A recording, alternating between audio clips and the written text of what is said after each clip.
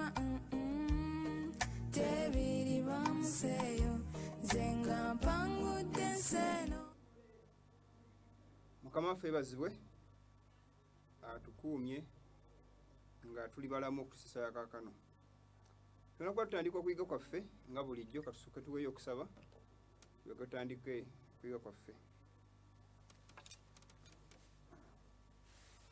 Katonda waffe omulungi tukwebaza kubanga okyatuleeseewo mu nsi eno nga tuli balamu olw'ekigendererwa eky'okukuweereza ate n'okutegeera ekigambo ky'okwongera okukiyiga.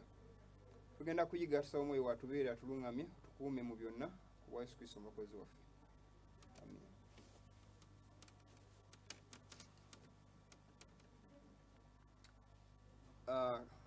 Akadde kano mpozi omulundi oguwedde tulina ekyogera kitwayigako naye kyakusaalirwa nti amu temasobola kukifuna. Naddala abali ku mutimbagano temasobola kufuna kyakuyiga ekyo, kyali kyakusaalirwa kinene nnyo. So mu mbeera efaanako bwetyo tujja kubanga ekyokuyiga kino eno tuddamu tukiyige nga bukyali kirina okuyigibwa. Mpozi sijja kuddamu byonna kubanga tuze tubiyiga, nja kuba mbuukabuuka mukwana enjiji njagala tutuukeko oba oliawo okusingako etwako mu mulundi oguwedde, naye nga mwenna mbatumiddeko nnyo baganda bange bakuŋŋaanye olunaku lwali okusinza Katonda mu bwesigwa n'amazima, mbatumiddeko mu bifo eby'enjawulo. Ate era tugenda kuba nga tutandika okuyiga kwaffe okw'olwaleero. N'abooluganda abasiguku bannyinaze mbatumiddeko nnyo mwetegedde, ate awamu n'abembadde nabo mukoona wabe tukuŋŋaanye nabo, si be bokka n'abooluganda mu bifo eby'enjawulo, mwenna mbatumiddeko. Mukama bawe omukisa, naye bali kuŋŋaana na kujjukira olunaku lwa Mukama olutukuvu Ssabbiiti okulussaamu ekitiibwa nga bwe yalagira. Tugenda kuba tutandika okuyiga kwaffe okw'olwaleero bwe tuti katugende ku lutimbe tutandike nga bwe twako mu mulundi oguwedde, naye tugenda kuyitamu sipiidi tugenda kubirwamu nnyo kubanga twabiyiga ate tubeeko we tutuuka mu kiseera kino. Katugende ku lutimbe tutandike okuyiga kwaffe okw'olwaleero. Mpozi nga tugenda ku lutimbe tujja kubanga twejjukanyako mpozi tujja tuyiga ku byokuyiga bino. Okay, kale katandike programu yaffe. Mpozi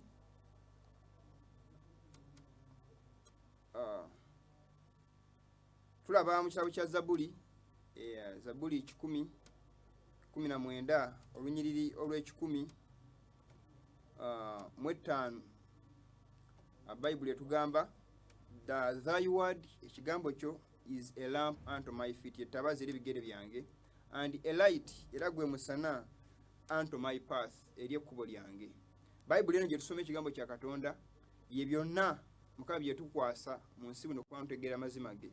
Ate era n'omwoyo obunnabbi tumusoma kubanga awali ebitusobedde Mukama yamutuwa okulaba nga atuyamba okulaba nga tutegeera Bayibuli awakalubye. Ate era nga senga si ekyo oba oliawo tetwategedde na bigambo ebimu nga byabadde bitusobera bitutabula, naye olw'omwoyo obunnabbi Mukama gwe yawa ekkanisa, so twongedde okuba nga tutegeera ebigambo bino eno n'okubitegeera n'akaseera ke tulimu kano akazibu mu byafaayo by'ensi okuba nga twongera okunnyonnyoka ebigambo eby'obunnabbi obw'ekiseera kino kitulimu. Era nsaba Katonda asobolese buli muntu awulira ebigambo bino n'okubiraba era abiwuliriza oba abiyiga, asobola okuba nga akozesa Bayibuli kigambo kya Katonda ng'ettabaaza okumuyamba okumumulisiza. Bwe tugenda mu maaso kisabe muleeta 141 mu mwaka gw'1992 tulaba nga tujjukira, naye nga nasoma akatundu akasooka akasembayo Sole agamba tujjukira kane njasomako paati esooka line esooka agamba this world is a theatre, nti ensi eno theatre webazanyira emizannyo, the actors the inhabitants of the world, nti ffe abatula mu nsi ffe abazanyi, naye buli omwana onako sayidi gyazanyirako either ya Katonda oba ya Setaani, then choice is yours. Omukisa gugwo gwasalawo wawo oyinza okuzanyira omuzannyo gwo, ate era ani gwogenda okuwagira oba ani akuwa amaanyi okuzannya. Katweyongere mu maaso tulabe mu Julayi nga 1895 ATJ tulaba nga ku nsonga ya Sandero gye twayogerako mundi oguwedde, katweyongere katono nnyo tulabe ebigambo byagamba bw'ati. Nasoma paragraph esembayo tudda ku statement endaka agamba bw'ati. Agamba katweyongere tuddeko awaddakaawo tusobole okubanga ndooza weewo. Kale katugende mu maaso, katugende waliwo tubadde. Agamba bw'ati, once for all we want to impress agamba ensoma akatundu akasembayo weewaawo akatundu akasembayo agamba nti once for all we want to impress the Canadian Baptist with the thought that tulinaga batekamu mpozi biseera bino bajjukira Sandero yali yagala okugirayo ova wali tulabagamba Sandero Act ekibbago lye Sandero tujjukira mu 1888 bill yayita mu America bagireeta ne mukama na blocking ebintu ebyo ne bitagenda mu maaso ne tulaba neno mu 1895 still ebigambo bino byasigala biremeddeko naye tulabanga bagamba nti Baptist bali baba informing and Seventh Adventists cannot conscientiously obey Sunday laws. Abadiventi basobola mu kutegeera kwabwe mageza ge bategeeramu ebyawandiikibwa tasobola kubanga bakkiriza Sunday law. They regarded the Sunday Sabbath as the sign of apostasy. Sunday bagitwalanga akabonero k'obwa papa ak'obujeemu from the word of God okuva ku kigambo kya Katonda bajjemu okuva ku kigambo kya Katonda. And the Sunday laws era amateeka ga Sunday as attempts to compel them to bow to this mark of the purple beast. Nti era etteeka lya Sunday okubanga liyita obanga balikozesa okulaba nga bali enforcinga kyekyo ekiraga nti abantu babagamba kati okuvunamira setaani oba okuvunamira obwa paapa bave Katonda eyakola eggulu n'ensi yatonda byonna. So they cannot nga amagezi agabwe okuva eri Katonda tasobola kubanga bakkiriza okuvunama okusinza obukafiiri mu kifo ky'okusinza Katonda omulamu. So bino byonna bye baleeta obwadiventi obutuufu bwabigaana dda. Kakati tulinawo obukkiriziganyiza nabo mu kutambula n'agenda zaabwe. So bo tebwopozinga kyovala nti tulaba abeeyita n'abo omwadiventi omutuufu tasobola kulanga akkiriza bino n'okujoyininga enkuŋŋaana zino eziteesa ku bintu nga bino emikolo enkuŋŋaana z'abasajja bano abatwala agendas zino maaso. They cannot associate with these people in their meetings okubanga bateeseza ensi ebigenda okujja mu maaso ebiddirira oba agenda z'ensi tebasobola kupaletinga nabo kuziteesaako. Bwe tugenda mu maaso tujjukira otwengerayo COVID-19 crisis bagamba nti byalaga ng'omwami ono ng'annyonnyola nti bwe twengerayo agamba nti COVID-19 crisis has shown us that our old systems are not fit anymore for the 21st century. Nti ebyo nebyo tuyiseemu ebyo tebitugwanza tebituyamba mu kyasi kino ekyabirimu ekimu. Tujja kujja contact season ndoza buli mwasoma ebigambo ebyo nga tugenda mpola mpola. Ate bwe tugenda agenda maaso nagamba in short we need a great reset. Tujjukira nti mu bufunze nga twagala okuddamu kusetinga buto bwe tuba tuyongeddeyo okuvaawo ku 21st century bwe tugamba nti in short mu bufunze twetaaga great reset okuddamu okusetinga obuto. Naye mbajjukizaamu baganda bange abala programu eno nti great reset gye boogerako buli woli setting ekintu kitegeeza okizza ku oligino yaakyo kwe kyajjira kuwakifunira ng'okijjamu byonna ebize ebitalina kuba bituufu ebikigenzeemu. So great reset gye twogerako wano mukama yandibadde eggulumiza mukama nga tudda ku principles z'ekigambo kya Katonda gamba ng'okuzzaawo sabbiiti ya Katonda omulamu okulaba ng'eddamu okugulumizibwa ng'ensi obujeemu bwerimu badda ku kkuba ettuufu nga tulaba nti kati ensi yonna kati apostasy eri sabbiiti ya Katonda egenda mu maaso. So kati ate bagala great reset ne bana babadde basigadde nga bakwata ebigambo bya Katonda babagambe babiveeko. Naye great reset eno mbajjukizaako baganda bange great reset eno gye batwala mu maaso tugijjukira mu 321 AD byali bitandise era tujjukira Trump yali assigninga day of rest, national day of rest. Yagamba I don't remember when this was last done but it has been a long time ago ng'ajjukiza Constantine ebiseera bya signinga mu Bible lineeno. So bwe tulaba ate mu 538 nga batandika ennaku 1206 nga ziddamu buto okutojjera ne batirimbula abakristaayo ne zifundikira. So great reset gye boogerako bagakuzzaayo mu nnaku ziri kyokola nti kati badvocating okulaba nga bayisaawo Sunday okulaba nga eggulumizibwa eweebwa ekitiibwa mu byonna. Agamba we have a choice, tulina omukisa. Twalaba ebintu bingi nnyo besigenda kuddamu olwakadde baga tulina omukisa. Omukisa guno gwe tulina bagamba gwe balina baleme abantu bannasigala nga balagajjadde baganya okufaayo olwa kyanseneeze ya COVID. Tujja bino mbiyitamu buyisiru kwakwayo. Tujja kujja contact season ndowooza tugira tulaba information yeno wansi awo abalabi baffe abalungi basobola okubanga balaba ebigambo ebyo. So nti bwe tubanga tulaba agamba we cannot remain, we have a choice. Twengera agamba nti to remain passive which would lead to the amplification of many of the trends we see today. Nti ekigenda okubanga wetubanga tufuddeyo ku kino ekigenda maaso kyansi eno gye tulina gye balina bo gye bagamba tugenda kulaba nga ebigenda maaso ebibaddewo bigenda mu maaso okweyongera. Mbajjukizaako omundi oguwedde kubanga puroguramu eno ninga agizeemu eya sabbiiti ewedde olw'ekigendererwa nti waliwo ebitaagira bungi kulaba nga tusobola okufuna puroguramu yaffe eno abaku online okugifuna naye kakati tujja kubanga tuddamu ebimu ku lw'obulungi bw'abannaffe abatasobola kuyiga bigambo bino. So great reset eno bagambye tusobola kusiga nga twesuuliddeyo gwannaggamba nti bwe tunaagenda bwetyo nti ebigenda maaso mu nsi ebitrendinga mu kiseera kino bigenda sigala nga byeyongera tetugenda kubanga tufunamu bigenda kutusumbuyira ddala ndowooza obiraba ebyo. Opposition bwe tweyongera yagambye polarization, nationalism, racism and ultimately increased social unrest and confidence. Olaba ndowooza nti okubanga abantu tebawumudde ensi tewumudde bigenda maaso nga byeyongera singa tetufaayo kukozesa kyansi eno okweyongera. Naye mbajjukizako ebigambo bino nti bino ebintu byonna babitondawo byonna babiseetinga basobole okulaba nga bayisaawo ebigendererwa byabwe baseetinga obutyabaga ne basobola obufunamu ne batuukiriza ebigendererwa byabwe baseetinga emitawaana ne batuukiriza ebigendererwa byabwe. So kali bino byonna endwadde ze bakuliyetinze okulaba nga ekitta abantu mu America ekyali ku streets nga batta abantu racism okusosola mu bakaddugala babikomyewo naye nga bagala okukimalawo nti ensi yeetaaga olunaku olw'okuwummula eri disordered bagala okutulaba nga bakola ebintu ebiri ku order. Wetwengera gamba but we have another choice. Tulina omukisa omulala okulaba nga kino tukikola.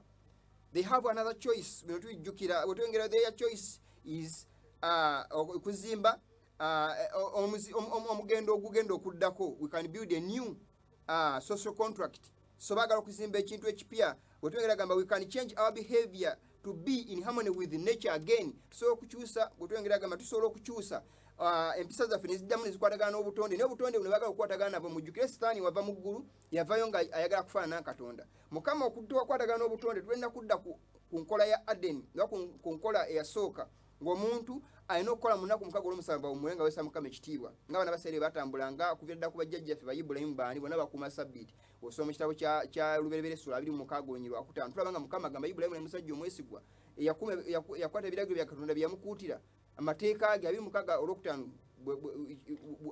oba osomyewo. So Ibulayimu yakwata etteeka ya Katonda.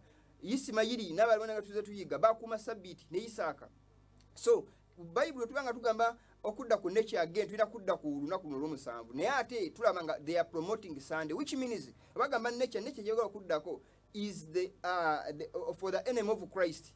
Sitaani nga ayise mu basajja bano bakozesa abakulembera ensi nabatwala ensi eno bannaddiini ne bannabyabufuzi ab'enjawulo okulaba nga bayisaawo enkola ze okulaba nga zigenda mu maaso. Era tulaba nga ebijja mu maaso byetwolekedde bizibu n'okusinga tubisuubira byetubiraba mu kiseera kino kubanga Setaani akola ng'amanyi asigazza akaseera katono. Katwengere ku lutimbe twongere tulabe ebigambo bino tuveewo kubanga akadde ko katuggwako katuyitako. Bwe twengerayo agira maaso n'agamba ku lutimbe nti and we can make sure that the technologies twalabawo bwe twengera agamba nti are best utilized to provide us with better lives okubanga bituwa obulamu obulungi. Twengera agenda maaso n'agamba katugende World War II yamuddamu experience n'amwogerako nti World War II ebyabawo ensi zakuŋŋaana ensi nga 75 years ago. Twengera yaganda 75 years ago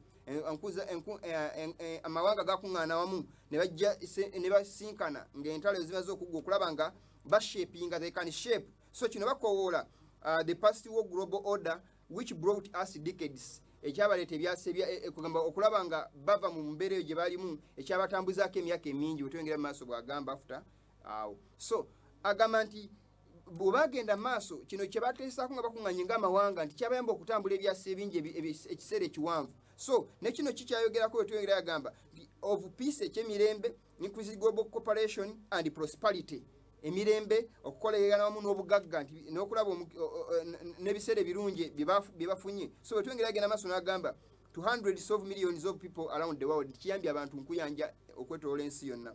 Now is the historical moment in time not only to fight the virus but to shape the system. Wetwengera agenda maaso n'agamba nti kakati kino akaseera k'ebyafaayo ke tulimu akakiseera kino eky'ebyafaayo si kulwanyisa kawuka kokka naye kwe kushapinga system. They want to make to enforce the law the laws, the new world order laws, agendas okwanga zigenda maaso through coronavirus okushapinga world economic forum bipozi gwe bali baliko okulaba nga bagatta ebintu bingi nenge ekigendo ekikulu byonna bakozesa coronavirus nga eddirisa era agenda maaso n'agamba nti for the need of the post corona era olaba ndowooza agenda maaso n'agamba we have to mobilize all constituents of our global society to work together balina okumobilizing ensi yonna yonna buli kanyomera k'ensi okulaba nga bakolera wamu they work together. They must agamba we must not miss this unique window of opportunity agati balina kusuwa kakisa kaneno aka coronavirus okwanga bayisawo byonna byonna byebaagala. That's why bagakuza lockdowns bagakuzawo second wave bagakuza ebintu bingi nnyo ebisingakaawo. So kyembadde mbagamba baganda bange nti they are shaping now bagament they have they cannot miss that chance, this opportunity tebasobola gimisinga. So ebijja ebigenda tuukira bye bingi bwe tuyongera ku butimba agenda maaso tulaba bwe tuyongera ku butimba tulaba simba eyo gye nabagambye ya zekasu bwe tudda ku butimba alaga zekasu katugere ku butimba ndoza tulaba ebigambo ebyo bwe tweyongera ku lutimbe tulaba zekasu nga nze mbalaga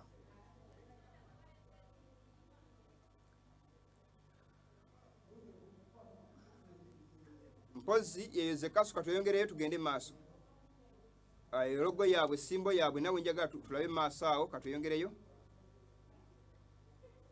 bwe tweyongerayo eyo simbo oba logo yaabwe ya zekasu zero carbon sande gye bakozesa ngemuyinza okugiraba naye olwo obone wenjagadde tutegeerako awo nga tugenda mu maaso awo katukomekaawo katono nnyo tulaba all sing eye era nabagambyeko omundi oguwedde bw'otunira akabonero akakeze kasu tulaba nga kaliko rising sun weze mbagamba ekyokuyiga kinene nnyo wano ku nsonga eno ya zekasu zero carbon sande gyebadde baga nti kyobala bagikola mu simbo ya rising sun njuba ng'evaayo. Lwaki? Kubanga bashapinga national day of prayer, national day of rest, which will be recognized all over the world. Jola ensinge all sing aye gye muyinza okulaba katonda njuba tamuzinga agolokoka tugiraba ku bulogo bungi nnyo nga Illuminati wali tujira all sing eye pyramid tulaba ba celebrities abenjawulo ba artists bakozesa symbols ezo pyramid with all sing eye tulaba ebibiina ebyenjawulo amakanisa tulaba ne logo awo otunuliddeawo logo zino ebbiri tujja kujjawo information eno tusobole contact season tusobole okulaba akawone aka akawansi awali logo yaffe kasooke kaveewo tulabe logo eyo eya Maranatha tulaba nga nayo eri ku rising sun nga olaba zekasu eri nti rising sun it's all about kugulumiza tamu za katonda njuba nga okivulaba nti kati tulaba rising sun njuba ng'evaayo emikono egiwanikiddwa nga tujjukira ku river jingezi najjanga bagamba ebigambo ebyenjawulo nti tulaba abayindi bagenda ku mbalama z'omugga ne baniza enjuba ng'evaayo. So obona na pagani symbols tulaba emisalaba egyo cross with the rising sun. That cross is a symbol of tamuza nzenga nkibaga mentakera nogwo musana oguvaayo nga kwaniza katonda tamuza the rising sun katonda njuba. So kyovala kikwewunyisa okulanga zikasu ono eri tujja kujja contact eyo logo yaffe esooka obivaayo tusobole okulaba ebigambo ebyo bulungi ndowooza ebigambo ebyo tusooke tulabe bulungi Maranatha simba eyo oba logo eyo kasooke tugirabe weewaawo ndoza mugiraba rising sun yemu simbo oyinza okulaba eri waggulu eri aba advent yewansi eyo waggulu si aba advent naye ogenda okulaba they are uniform bifaanagana rising sun the cross and tulaba ate wano bateeko n'emikono nga bagiwanise ye simbo yemu erinaanyawo gyeyinza okulaba erinaanye Maranatha simbo SDA gye yawa omupaapa nga eriko ekigambo faith beyond walls tujjukira katambi ako sijja kazanya olwakadde BT Rice yali presenting ekkanisa ne batwalya paapa baana eyo nti the faith beyond walls okukiza okusukka n'ebisenge kwaliko emikono ebiri nga giwanikiddwa n'enjuba ng'evengo as the same simbo nga wenza okulaba katonda njuba oli. So ebyo ebimuzize kasu agenda zonna ze zimu okusanyusa omubaka w'omubi setaani okulaba nga bamusanyusadde ekintu twamala ddo kimaliza. Njaga bategeezako ekigambo kino nga ndi ku TV kuno. The organization of SDA, most general conference and some other places, the leaders mostly bye bibiina byetuyinza bagamba oba bijjuddemu aba Jesuits aba infiltrating okulaba nga bonoona bashapinga new form new movement okubeera ngaetandika intellectual philosophies kati omuntu wabanga si muyivu tasobola kubanga bulira enjiri ate nga tulaba n'abalokole batandise okukola ebintu ebyo baagala kulaba nga abantu bamala kuba bayivu okubanga bakukkiriza okubanga obeera omusumba so tulaba nga tebuno mu Uganda omuntu alina kuba na diguli okubeera omusumba so naye nga tebyali nga byabuyigirize it's all about talent to preach not it's all about okuyiga ennyo kubanga abantu bonna bonna bayize ennyo most especially bava nnyo ku nkola za Katonda basiga nnyo amaanyi amagezi gaabwe bayingizamu nnyo endowooza zaabwe they cannot be used kubanga tebatera kuba humble abantu batono nnyo abayivu ababadde hambo maaso ga Katonda bamuweereza nga bwe kigwana most especially bonoona abantu abamaze okufuna kubigumizibwako natuka okuleveza aguluzi PhD ebiringa ebyo amala agabawamba ne balekera okudda ku kigambo kya Katonda ne bayingizawo theories zaabwe batandika n'okugina obulinga ekigambo kya Katonda nga wala kibassa wansi ku level gye baliko so kyovola ndi Mukama abantu abo ebibiina ebifokasinga ennyo ku buyivu bw'omuntu okulaba nga asobola okuweereza so siku qualifications oba characteristics ez'omuweereza tebazitunulira kati batunulira nnyo bitabo kyobola ndi abasumba bangi benze bayenze kubaka abasajja bakoze ebikolobero n'amakanisa kubanga tebali qualified kuweereza tebali shaped kubanga baweereza ba Mukama naye kubanga bayivu baagala mutindo gwansi kati kyobola nti kati ebikolobero bingi bigenda maaso naye nga Mukama si yalungamya sitaani kati amaanyi akola lwaki sitaani aweereddwa omukisa kubanga baleeta abantu be abalowooza nga batalina mwoyo wa Katonda be baliidinga so ebigendagenda maaso paka ku nkomerero ya byonna kubanga Babuloni ekoze in fact Isirayiri yalinga eva ku Mukama yagamba they are making perpetual backsliding badde ennyuma okutaliko kkomu banyezezza obulimba bagaana okudda eri Mukama naye tebogera bya nsonga lwaki bava Katonda balesa theories zaabwe ez'okwerimba n'okwematiza okubeera nga banywerera mu butali butuukirivu mu bujeemu katudde ku lutimbe tunge tulabe ku Zero Carbon Sunday mpozi mbitamu lukwakwayo lwakadde biri ku lutimbe kubanga twabyogerako ko mundi oguwedde saaga nnyo kubiddamu nnyo kubanga tuze tubiyiga katudde ku lutimbe tunge tulabe ebigambo bino twongere okubinnyonnyoka baganda bange ali ku programu n'abalaba bwe tweyongerayo ku Zekasu agenda maaso n'alaga Zero Carbon Sunday bwe tutatuze ku lutimbe aga keep calm wali wegatu ovudda agamba nti keep calm and stay at home on Sundays Zekasu to reduce carbon footprint bwe tweyongerayo agenda maaso n'agamba wali second annual work global conference bwe tweyongerayo awaddako agamba the climate emergency action plan agamba declaring a universal weekly day of rest for the common good kubibayambira awamu common good buli omu kubanga afuna ne common good woziddako abantu ogenda kusanyusa buli muntu mu mbeera ze ate buli bw'osanyusa buli muntu mu mbeera ze nga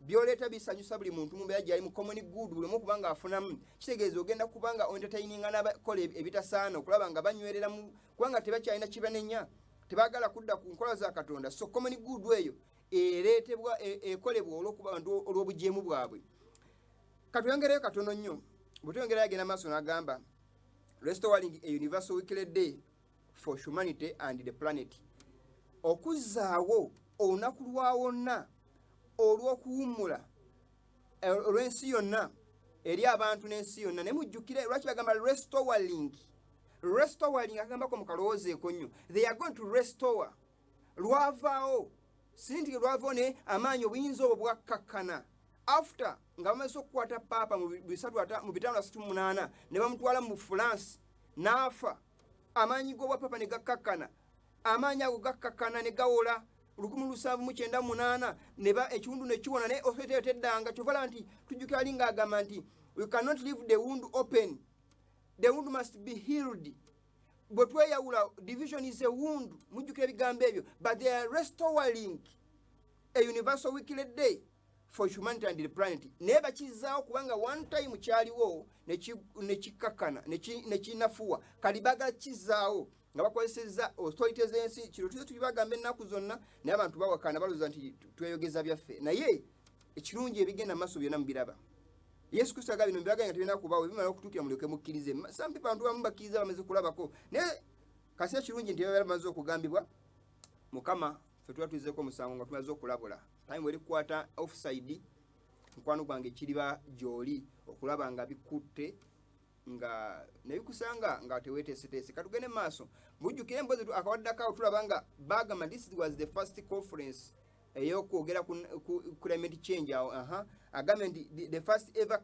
conference in Africa introducing a universal weekly day of rest mu Africa yasooka as a solution to the climate crisis nga kigenda okuyamba akatyabaga ka bino ey'obutyabaga obugenda mu maaso ku nsonga y'enkyukakyuka y'obudde. Bwe tweyongerayo global sundays katweyongereyo waddako sijja kulwawo nnyo ku bantu abasomawo closed sundays tulaba nga sunday they must close their places of work naye katweyongereyo waddako kubanga bino nabiyigirako omundi oguwedde nenja kuyita mu lukwakwayo lwakadde tulaba enkuŋŋaana ezenzembagambye ezenjawulo ziba zibatuulamu paapa n'abantu abalabona nga batudde bannadyawo evangelical leaders omuyinza okulaba waliwo tujja kudde katone mabega evangelical leaders abo bemuyinza okulaba kyewuunyisa okumanya nga bonna bassaamu omwami ono ekitiibwa tewali nzikiriza tamussamu ekitiibwa tewali wajja ku mukolo ogwo ng'ayambadde white yekayika yagubeerako yabeera mu white buli bamusisinkana kubanga bakikkiriza he is the holy father. Tujjukira Teddy Wilson nga wandika letter of apology yagamba nti your holiness the apostolical palace jibati nagiteekako nti olubiri lw'abatume era tujjukira nga biti rice awayo gundi eri bana faith beyond walls yagamba nti pope your holiness, so they all recognize his holy that he is holy. Naye tujjukire gwe bayita holy yakyusiza amateeka ga Katonda akyusiza enkola za Katonda bintu bingi ebivudde ku mulamu ebya Mukama naye nga bibayubiwa mu omutwe. They all know these truths naye kubanga they are Jesuits infiltrated in the organization they are now preaching opposite, preaching reversed things, reversed message. So ebitufu tebakyabibuulira kubanga they are now paid, they are on payrolls bafunamu. They are not all about preaching the truth. They are not working for God, they are working for the devil now mu kyambalo ky'obwadvent ky'okristaayo kyambalo ky'okutya Katonda. So they are all worshipping the beast and those who follow them are worshipping the image of the beast. They are obeying their rules. So they will not escape the mark of the beast because they are in harmony with the apostasy. So baganda banga bolize bigabo bino mbibagamba, but wake up. Time is running out. Muzukuke obudde tewali. Abebase tewali kyakola naye tujja kusinga tubabuli amazima ayagala anagatambula matayagala tewali kyakola katuyongere yagenda maso n'agamba tulabandoza abasajja bonabona tulaba Intelligence Council nzenji bagambe yano mu Uganda nkulu nnyo kubanga basajja bano bonabona batwala agenda mu maso za bukafiri za Setaani si za Katonda. So kwegatta okona si kwa kikulistaayo kwegatta kwa Setaani. Mukama tayegatta na kizikiza bwe muntu abanga kiza nti gabuli yage mazima yani bada standing alone ng'asigala preaching mazima ge ne lwaki begassa mu kubanga they have so much in common binje befanaganya katugane masulu balagenda so much in common gwe njogerako wano nja kuyitawo kubanga akadde kagenze ate wantu alabawo mundi oguwedde bwe tweyongerayo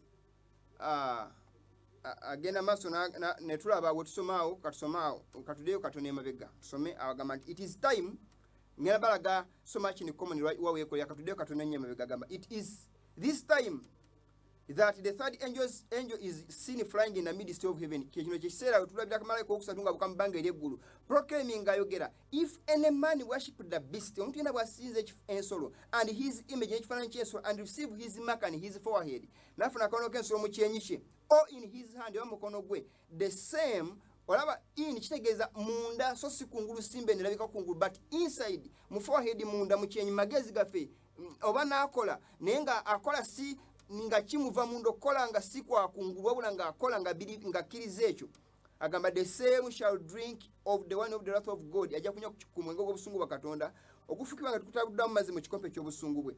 Here are they that keep the commandments of God. Wane wali abaate mu ngeri endala abakuma ebiragiro bya Katonda okukiza kwa Yesu. In marked contrast nga waliwo ekibawula kinene nnyo to the world ku nsi stands the little company nti nga bayimiridde akabiina akatono who will not swerve from their allegiance to God. Bagenda kuwunjuka kuva ku buwulize bwabwe eri Katonda. These are they that of whom Isaiah speaks, bwana Isaiah bayogerako, as repairing the breach, abaziba ekituli ababadde abiza ekituli ekyakubwa mu tteeka lya Katonda ne bateekawo sande n'obukafiiri obulala, which had been made in the law of God. They who are building the old west places, bazimba ebifo ebyedda ebyayonoonebwa, rising up the foundation of many generations, abasitula emisingi egy'emirembe emingi. Signs of Times, November 1899, paragraph emukaga gye nsome baganda bange.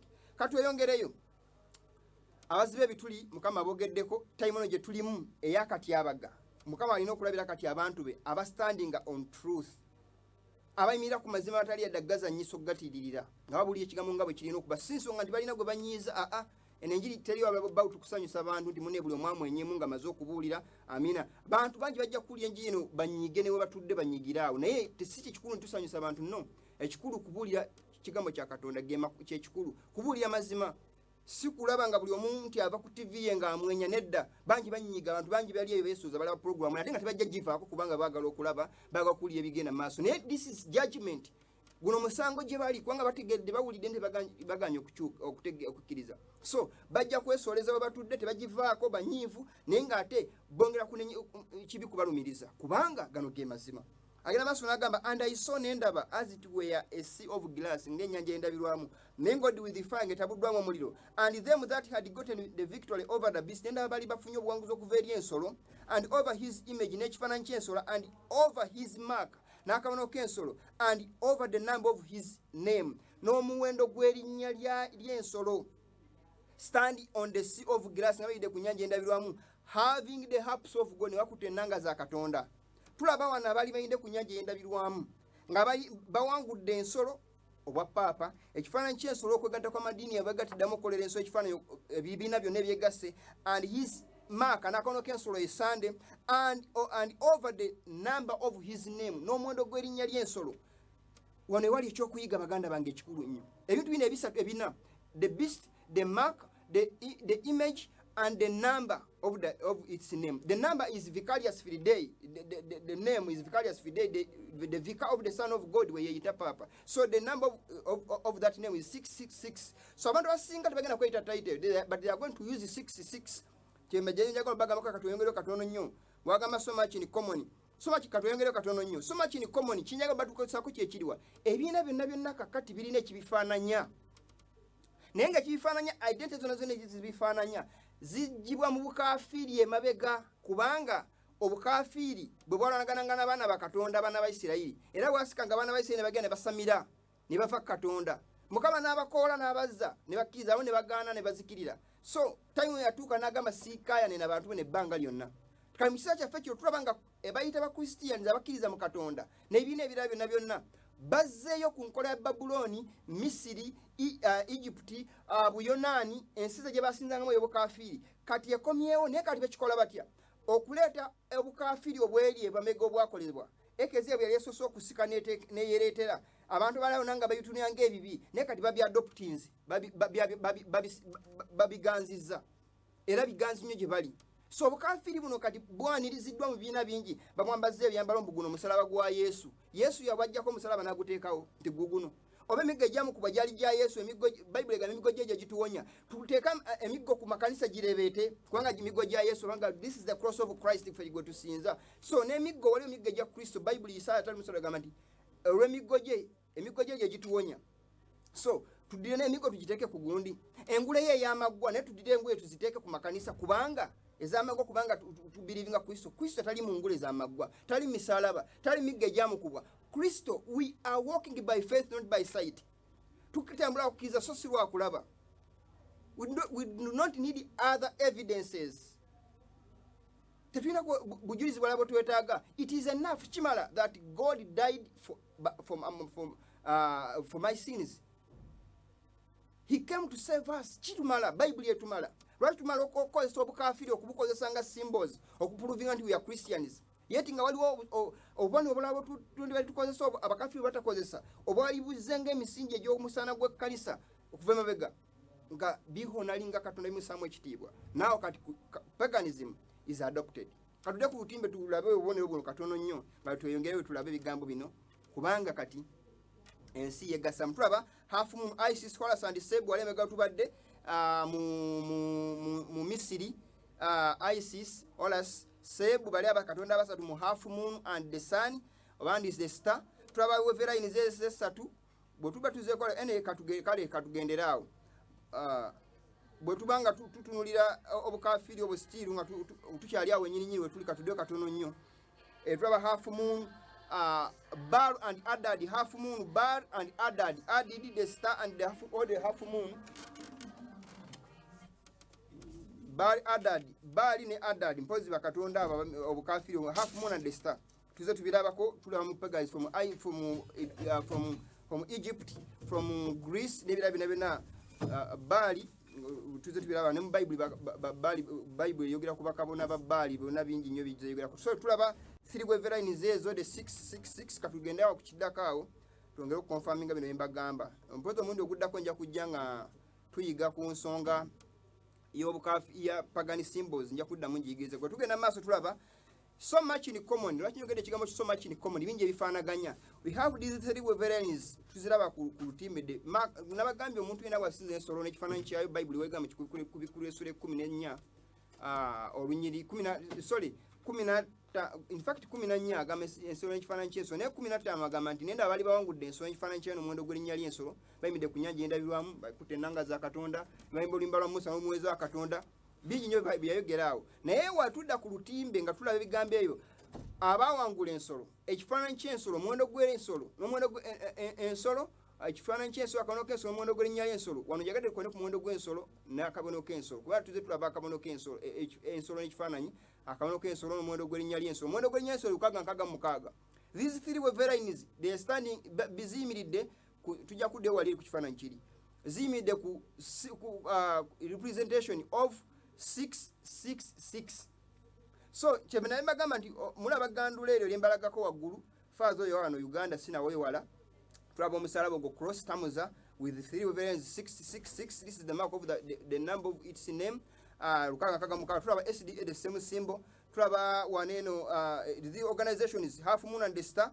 Tulaba eno bajida Majlis Islam Salawat. Tulaba same symbols three weverines angeze SDA muzirama ne Catholic Church. So byebimu kati so much in common bingi ebifaanaganya naye tujjukira logo yali waggulu yakozesebwanga yali entuufu naddala nga obwadvent logo entuufu yakozesebwanga okurepresentinga message three angels message, but now babikyusa ne babizza ku bikukujju. Bwe tuyongere mu maaso tulaba nga tweyongeddeyo weverines esatu zembagamba zonna tuze tuziraba ezo zekasuma zengi bagambyeko wali tumaze okugirabako katweyongereyo bibiina byonna bikozesa symbols ezo nze nkibagamba entakera ekibalaga nti kati byawamu so tewali njawulo. Bwe tweyongerayo tulaba katweyongereyo tulaba zekasungi bagambyeko esijja kukiddako kubanga tuze tukibiirako emirundi mingi. Tulaba gye bagambye Maranatha eri logo ezo kati tukomekaawo katono nyumba nyonyolekaawo katono. Tulabe pyramid eri eyesimbye naye katulaba ne upside down pyramids tujja kujja contact ezo tulabe ekifaananyi kino ekisooka wano wansi kubanga kikulu nnyo. Bw'oba otunulidde wano mu nsonda tulaba Pope symbol gye yakola inverted pyramid etudde wansi. Tulaba ne Trump pyramid eyo yagikola basatanisi bakola nnyo pyramid ezo ezitunudde wansi nga muziraba. Tulaba ne Pathfinder logo yaayo eri upside down inverted pyramid. Tulaba ndowooza obubonero wika symbols. So bye bimu tulaba bingi ebifaanaganya katulaba tujjukire mu gist page 666 mwe nabbi agamba nti the inner soul of spiritualism, the rapid progress of the people power, all will be unmasked. Byonna bigenda kwanikibwa.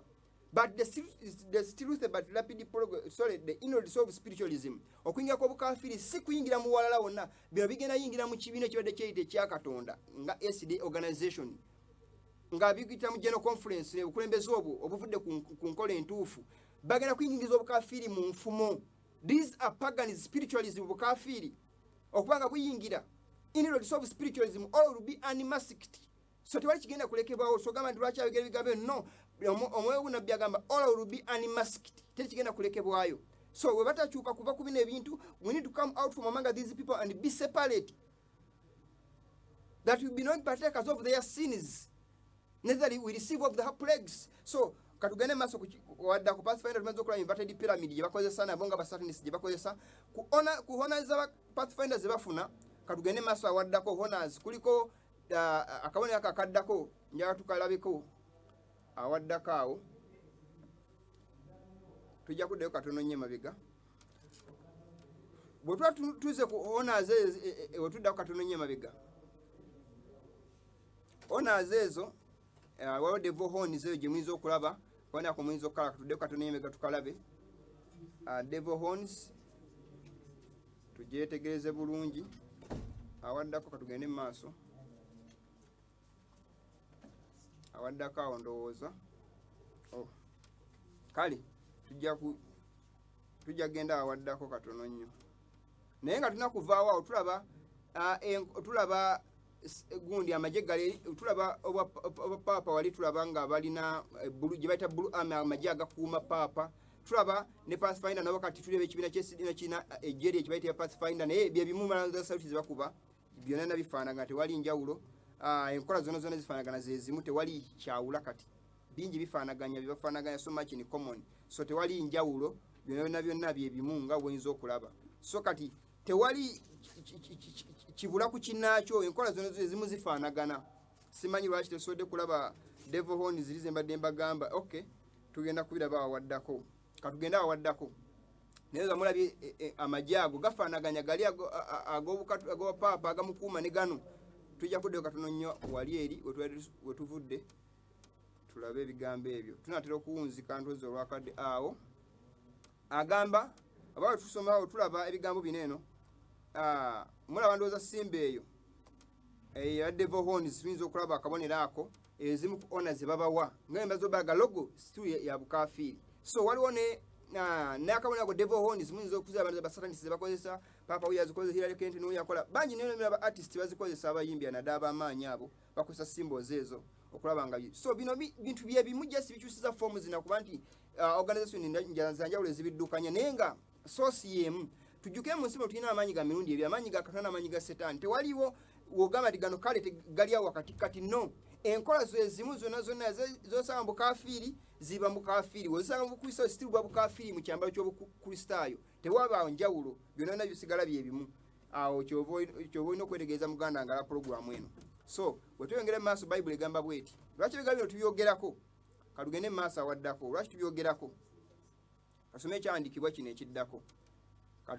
agamba bwati thus says the Lord bwati bwayogera Mukama thus says the Lord learn not the way of the heathen temuyiga nkubo ly'abamawanga bwe tuba nga tugamba nti nofe just simbo bwe tulaba nga abamawanga bakozesa obukafiiri tetusobola kubukoppa kubuyingiza mu ffe kitegeeza nti obukafiiri ne tubusika ntubuzza gye tuli tuba tumaze okukonfaminga nti naffe tuli paati ku bukafiiri obwo tuba tubuwa embulensinga so mbaga temukoppanga kubo ly'abamawanga temuliyiga bwe tuyongera maaso agenda amagambo ekyawandiikibwa ekiddako awo agamba bwati awaddako agenda maaso n'agamba ku nsonga y'emu mu kyamateeka ekyokubiri Ssekabaka ekyokubiri essuula 17:15 n'agamba and they followed vanity naye ne bagoberera obutaliimu and became vain ne bafuuka nabo abataliimu and went after the heathen that were around about them ne bagenda nga bagobera abamawanga abakafiiri abali okumpi bebalingana abali babeetoolodde bali okumpi concerning whom the Lord had charged them Mukama be yali amaze okubalabulako that they should not do like them tibaleme kukola nga bo bakola Isirayiri kiki yakola yakoppa abamawanga nekola nga be bakolanga nekoppa enkola z'obwakafiiri Mukama nga balabula nti mufaanana nga abamawanga be bakola enkola za Mukama za njawulo era ez'abantu ba Katonda za njawulo era abantu batya abasinza Mukama balina okumusinza nga ekigambo kibwe kigamba so si nga bakoppa enkola za Setaani kuziyingiza mu bukristaayo so bwate Setaani bwakola ng'agenda okwonoona nga yonoona amazima ga Katonda asikasikanya nayingiza obukafiiri obw'obulimba ebintu ebitali bya bukristaayo n'abiyingiza mu bukristaayo n'akyamya n'ekkubo ery'amazima n'alibuuza n'alyonoona so ye nenkola gye tulaba egenda mu maaso ibandika ti okwegatta kugenze wala nnyo okutwala mu maaso enkola zineeno nawulidde omusumba simanyi gwe yagamba mbu yetabulira bakamalayika basatu yabulira musalaba gwa Kristo naye omusalaba gwabulira guno gwattamuza ndowooza bwagamba nti yetabulira bakamalayika basatu I pity that guy kubanga sikkiriza sijagire musumba Sebaggala sikkiriza nti omusajja oyo baganda bukula bwa kama malaika sabatu simu advent I speak this on TV ngamana mulaba simu advent omuntu mu advent asobola kufulumya statement tapublishing bwa kama malaika basatu sabuli ya message so 3 angels message obako ekisera kile kisimbayo buli mu message nena ekigambo kya Katonda buganda obu preaching then you preaching anjiri ya Satan. You're not a Christian, you're not a Sabbath keeper, an Adventist. Twalinda Kristo mpozi oyingira no Yesu Stani Yesu bayogera konti agenda kujja mu efaananyi agenda okujja alabike mu bitundu ebyenjawulo atagenda kulabika nsi yonna kumulaba. New age Christ aleka ndoza yayogerwako but bwetwanga tusuubira Yesu oliyo nyini gwe tumanyi tekigenda kusoboka ekyo baganda banga abawuliza abala program eno. Katuyongere tugenda kumaliza kubanga kadde nako katusiibudde. Twa bukafiri obwo obuze buyingira ebuze byeyongera entakera mu bibiina ebiyite eby'ekikristaayo tugenda maaso katweyongereyo omusalaba egyo nze ngangi bagamba omusalaba Yesu sigwe yafiira era bagutuniramu omusalaba gwa ebigerwa byagwo birala mu gutunulire bwetuyongera in fact design nyingi ze bakoze kuba bakimanyi nti omusalaba gwe bakola si ya Kristo gwe yafiirako bakola byabwe baganda banga ba program eno si ebyo ebiri mu Bible bwe tuyongerayo tulaba simbe yeddako obukafiri obwo nabo kambyogero katono omusalaba ogwo mpozi nga tukikomyekaawo katono abantu abasinga balaba omuntu akutte omusalaba nguliko bidis bagamba busamize era bakitunya nyine bagamba nti obukati olina gasana kwambala kwa tunya abadiventi bazinga bagamba nti bwe balaba simbo zezo olenga yambadde omusalaba babuyita bukafiri bagamba nti obukafiri busamize okwambala emisalaba gya busamize yes bakyuze bakyogero subali abali batuufu naye weebuuze omuntu ayambadde omusalaba mu bulago ne gulebeeta n'omuntu agutadde ku simbo nga ya kanisa ani asinga n'okuba omubi ennyo weebuuze ekibuuzo ekyo oli nga asobodde okuba nga akutte omusalaba agwambadde n'atambula nagwo mu kkubo ng'agamba nyambadde omusalaba Kristo kwe yafiira n'omuyita omukafiri gwate n'oguteeka ku lugo nefuuka simbo nga mu kanisa obanga osinza gw'ovunnamira maaso gaago ani kubonabona gwenza okugamba nti naye ddala ona sendowoozo nagutadde mu kanisa n'agufunnamira yasinga kubanga ate tekukomera kuwako omusalaba kuliko ne gundi n'omuwendo gw'ensolo nga tuze tulaba tuze tuyiga ebigambo bino eno tuze tubirebakaawo mu bigambo by'ensoso okubanga mbabuulirako so mubeefaanako bwetyo ekiseera kye tulimu buli muntu yeetaaga azuukuke ategere okukkiriza amazima amatuufu era Bayibuli eno Mukama bwe yagiwandiika kutuyamba kutulagako so si kutubuza yagiwandiika n'ekigendo ekyokulaba nga atuyamba okutegeera ekkubo ery'amazima litambuliramu so si okulaba nga buli muntu anoonyamu ebimusanyusa nga banaffe abamu watandika okugamba nti bino byandagaano kadde sabiti yandagaano kadde yakoma naye bwatandika okudda ku kimu eky'ekkumi agamba nti ate ekyo kirina okuweebwa awo ewali enjawulo obuzibu bwagamba nti ate mu kanisa ebyo ebintu ebyendagaano enkadde tebirina kuleeta tuli mu ndagaano mpya ate n'omusaanga azina nagamba ate Dawudi yazina enkuufu n'egwa ng'azina naffe tulina okuzina nga tusinza Mukama so ate nga byandagaano so abantu banoonyamu ebirungi bye baagala ebibi bye batayagala benyinza okuyita nti ebibi naye nga byadde bituufu mu Bayibuli ne babisindikiza kasa kibanga kyandikwa mu ndagaano nkadde noyinza okunoonya okuzina mu ndagaano empya mu Bayibuli n'okukubulamu nti abantu ne basinza nga bazina oba n'olaba nga Yesu yalina abayigirizwa be ne bazina nga basinza owenagano mazina ga Yesu simanyi kano kalulu ka Yesu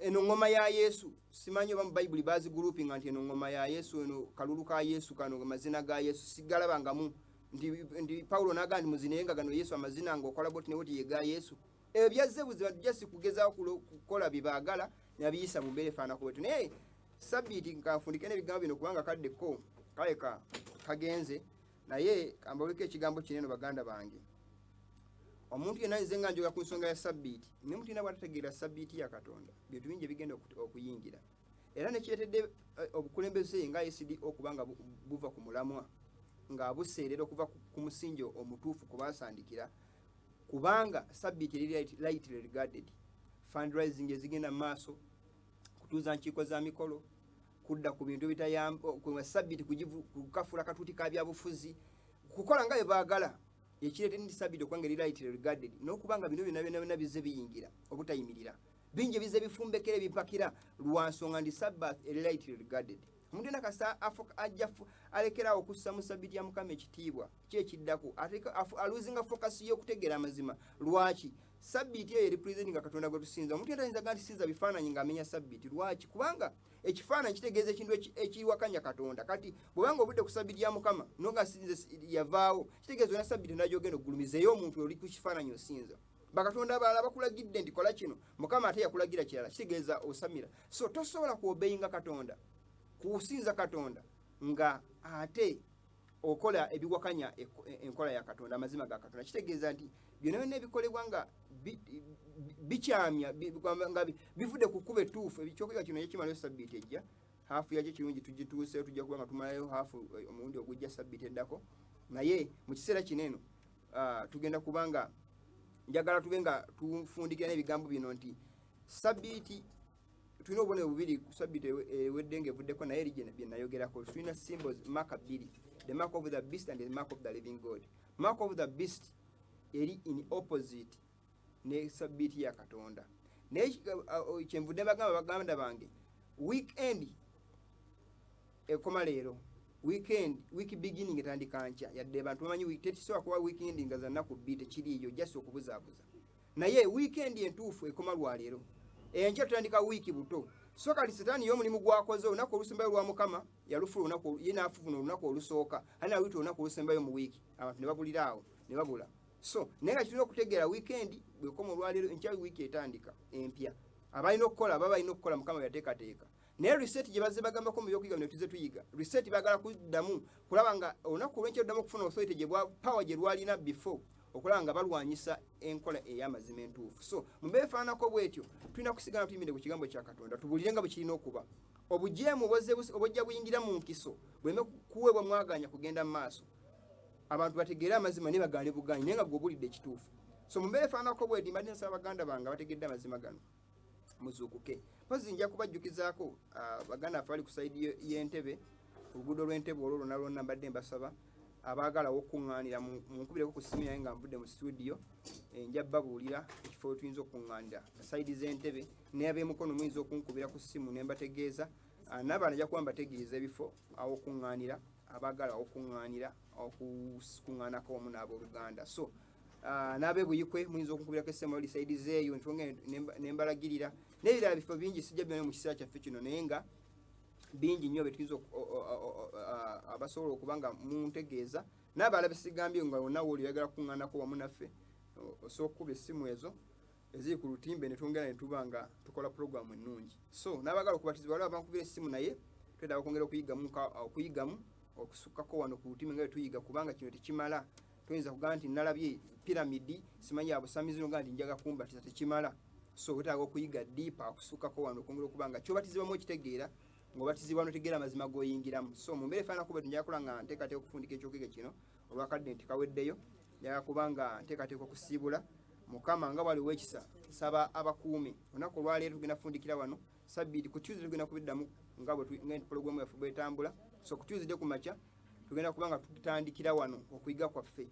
Nsaba muse ebirowoozo, mukeere ku TV mulabe, abali ku online ku mitimbagano munyambe musubscribinge ku YouTube channel gye mulaba ku lutimbe ne ku simu ezo mukube. Nja kubafundikira wano akadde kagerenze ne bazannyo management ya TV olw'omukisa gwetuwa okuba nga tuwabula ebigambo bino. Katonda w'ekisa abakuume sabbiiti ennungi, mweraba.